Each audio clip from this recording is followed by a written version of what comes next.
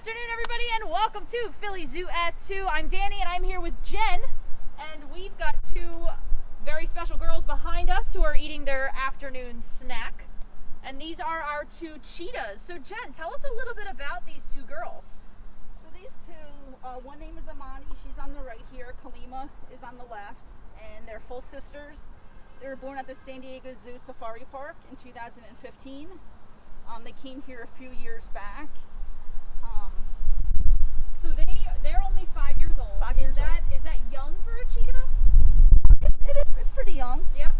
You know, in captivity they can live into their teens, mid-teens. Oh, okay, late which is teens. pretty good for cats. It is pretty good. That's something that surprises a lot of people, is that it doesn't matter what species a cat is, it's basically got the same lifespan, from your domestic house cat at home all the way up to a lion or a tiger, mostly into their early teens, Right. mid-teens, into their early 20s is possible, but rare.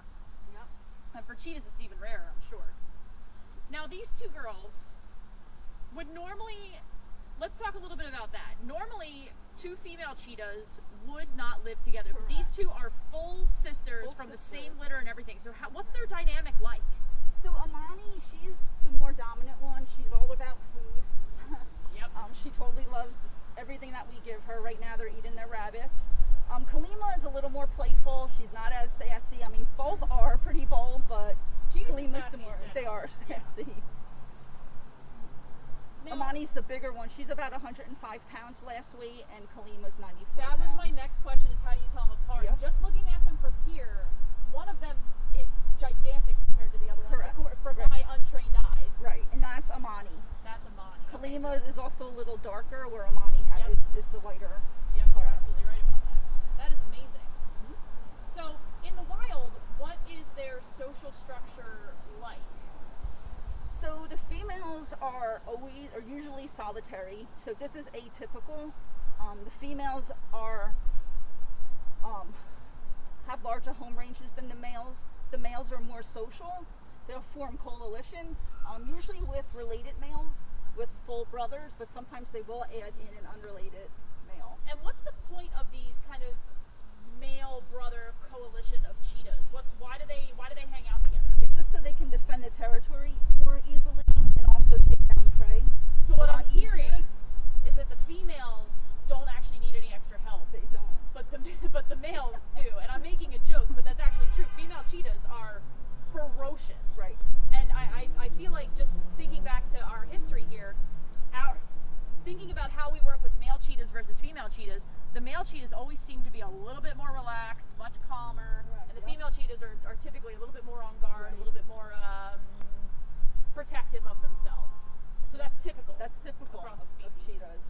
Now, with a cat like this, we almost never go into the space with a cat like a large cat. This is one of the smaller big cats that we have. They're not technically what we would call a big cat, because they have a lot of differences, and we'll talk about that next. Do you ever go in with these girls? Not these girls. We had 3 males prior to these girls, and that was a free contact situation. But with these girls, it's hands off pretty much. Yeah. Again, they're females, and it's just. Now, if you were to, cheetahs are one of the most expressive big cats out there, cats in general, I think. What types of communication do they use? So these guys are pretty vocal. Yeah. These guys are not really considered big cats because they do not have the ability to roar. But they do a lot of different vocalizations. They'll growl, they'll hiss, chirp, they'll bleat, meow. Purring is really big. Yeah. Cheetah purrs are actually pretty. They're pretty cool. They like hit you in the chest. It's pretty It's awesome. pretty loud. It just reverberates through your body. Very, impactful. Yep. Now, we keep mentioning that cheetahs are not big cats. And in fact, something that we just discussed right before we started filming is that when cheetahs were first being described, there were actually scientists arguing that they were more closely related to dogs than to canids, cats. than So felines. tell us a little bit more about what makes cheetahs so different from other cats. Yeah, again, like their social structure, whether males will be social and the females are not, but also, they were compared to actually dogs. Like, they have similar appearances as greyhounds, to where, they have the really fast burst of speed, they have the barrel chested, they're streamlined, but they're different compared to most of the big cats.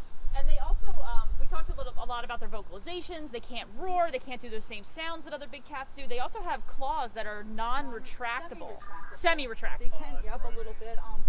The claws are not very sharp compared to the other big cats because they don't have the protective sheath. You know, just like domestic house cats and also the big cats. So they're worn down a lot, but that just helps them with their hunting abilities and their speed. It's just an adaptation. Yeah, without those claws being out all the time, when they ran, if their claws would move in, they would actually have less traction and would not be able to hit that speed. Right. It's like they have a pair of cleats on all the time. Yes, that's exactly. It's like having a pair of cleats on. Great comparison. Now, why is their speed so important? Everybody knows that cheetahs are quote unquote the fastest land mammal. Yep. What is their real top speed, and why is that important? So they've been recorded to go from 0 to 60 miles per hour in 3 seconds. That's outrageous. They can sustain speeds up to 70, 75 miles per hour for at least 20 to 30 seconds. Oh. And they just adapted that speed because they obviously have to track down and hunt some of the fastest antelopes and prey species in Africa. These guys prey on a variety of small and medium-sized prey, and they just have to have the ability to catch them and kill them. That's amazing. So without that speed, a cheetah would not be able to survive because they wouldn't be able to catch anything. Correct. Right. Now, some big cats and some cats don't eat every day. What about cheetahs? Because they must have a metabolism that is just through the roof. Right, it is. So in the wild, they're really only successful about 30% of the time. Wow. And also, these guys like to hunt during the daytime because it's less competition with the larger predators like the lions and hyenas and leopards. Because a lot of the times, these larger predators will kill cheetahs or steal their prey.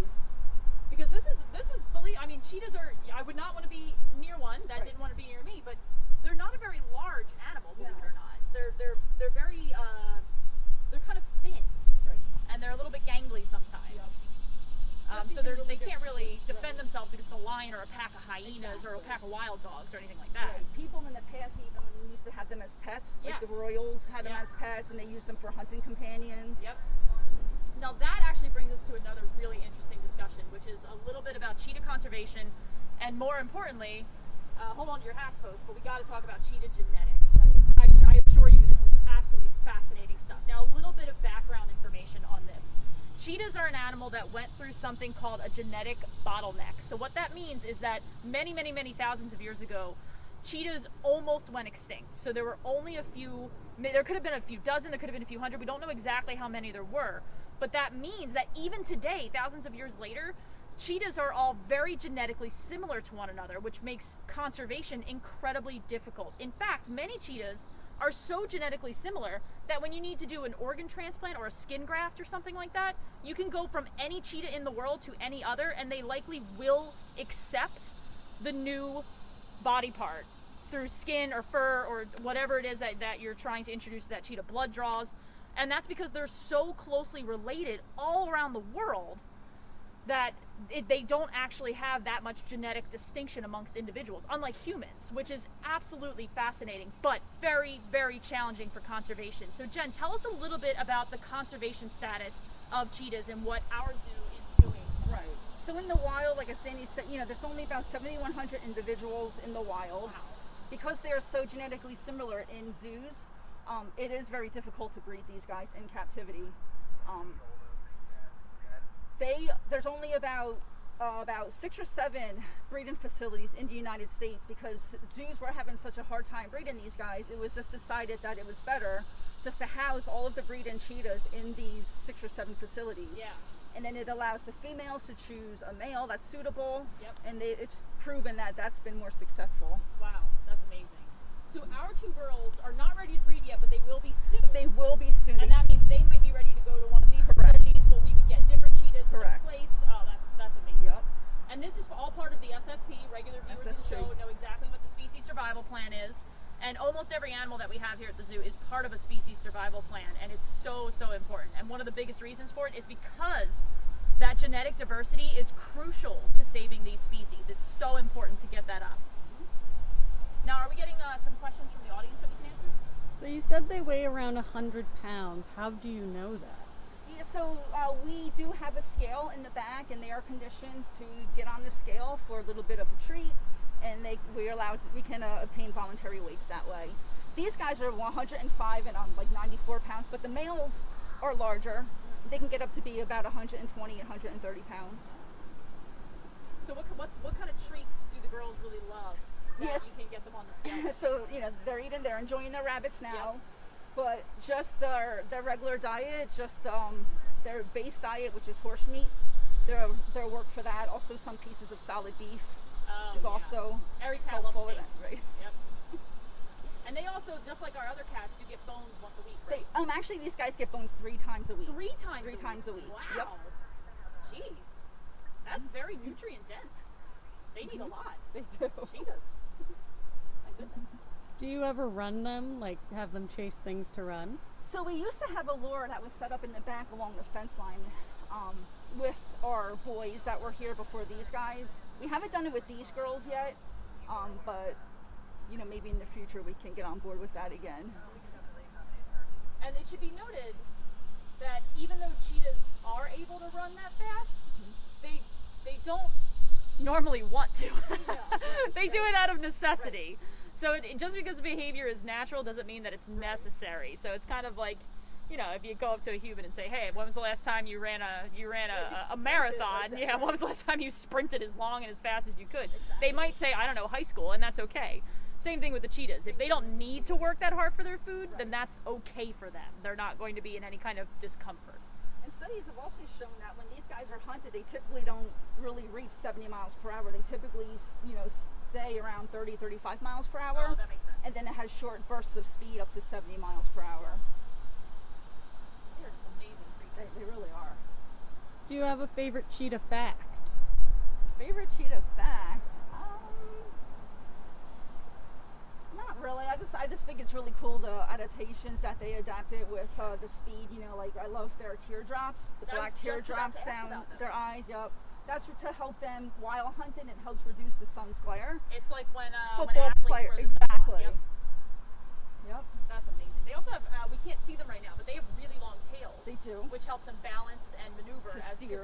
they not only can run very fast in a straight line, they can also Maneuver turn pretty quickly. Yeah, they're pretty agile. They have long, flexible spines that helps them also that's run. right. Yes, And so do. they can have like a stride length of between like 20 to 23 feet. That means they can get all their paws off the ground. Right. And And then- cover. Yeah, they're That's- amazing animals. That's insane. That's amazing. These guys are so cool. And they don't even have special shoes. Are the pads in their feet? Have you ever seen the pads in Their their feet? pads Are are they pretty really rough. Yeah. Yep. Not as soft as the other cats, but rough.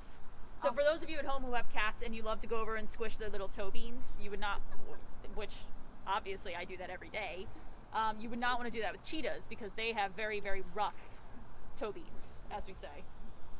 So they're very different than your cat. We actually do get a lot of people who come in and they look at a cheetah like this and they say, "That cat's not that big. Can I have one of those as a pet?" And there are several reasons why the answer is no, abundant reasons why the answer is no, but primarily because this cat has a very similar personality to our house cats in some ways. But everybody knows who has a house cat that if you pet your cat the wrong way, they're gonna let you know. And a cheetah would too. So that's usually the number one reason why I tell people it doesn't matter how much you think you can handle, that cat can handle more than you, I assure you. Yep. And they'll tear up your furniture. All of it. And they're scent marked all over. They scent mark too. Tell us a little bit about that. Yeah, they do. Yep, they'll go around and scent mark areas, and in the wild, it's also used as a form of communication. Okay. If the males will do it as well, the males will sniff out the females when it's in time to breed. Oh. What does it smell like? It's pretty like pungent. And, Pretty pungent, yeah. yeah. Okay. I feel like all predators that scent mark have the Yeah. same kind of like musty. Yep. Yeah, it's very similar. I don't know how they can tell the difference. I assume they have an amazing sense of smell. Right. And actually, we didn't talk about their senses. Let's talk about Right. that really briefly. Yep. I assume they must have great they Right. clearly have very good hearing. They've got those little satellite dish ears. They must have amazing eyesight, right? Vision. Oh, wow. They depend on vision the most. That was my next question. Is when they're going to find a prey, do they hear it, see it, or smell Usually it first? see it first. Usually see it Yep. first. Wow. Yeah, again, because like these guys hunt during the day. Yeah. And like over the horizon, they can just like pinpoint out. That is amazing. Wow. Do we have time for one more question? Can they be housed with any other animals? Ooh. So some zoos will house them with dogs, domestic dogs, in Yes. certain situations. You know, if it's a cub that's the mother hasn't really been taking care of it and they want to socialize it a little bit more, but yeah, just mainly dogs. And that's important to note is that usually cubs are not reared alone. They Right. usually a litter will have several cubs in it, and they're supposed to be socialized in that way. Exactly. Which is why you will occasionally see on the internet pictures of like cheetah cubs and domestic dogs. Those are not staged photographs. Those are real, actual accredited institutions, including us. We've worked with dogs in the past, and actually dogs are an important part of cheetah conservation work in the wild too, which is amazing. So if you see a picture like that, it's not anything weird. It's actually totally legit, and it's okay to just completely lose your mind at how cute it is. Oh, look at that's cool. We can see. Yeah, you can see the spots. That's awesome. Every cheetah spot pattern is unique, different. Just like a tiger's stripes are different. It's just their unique fingerprint. Wow. Well, we could sit here all day and talk about cheetahs. We talked about this earlier. We could talk about cheetahs forever. There's so much interesting stuff to talk about with them, but I think we're just about out of time. So we will say goodbye for now. But just as a reminder, the zoo is open to the public now through Labor Day, and then starting next week, we will be open on Fridays, Saturdays, and Sundays. You've got to get your tickets in advance. It's been absolutely gorgeous here in Philly lately, so make sure you come on down, say hi to our girls, say hi to all of us. We love and miss you, and we'll hopefully see you real soon. We'll be back next week with a brand new episode of Philly Zoo at 2. Bye!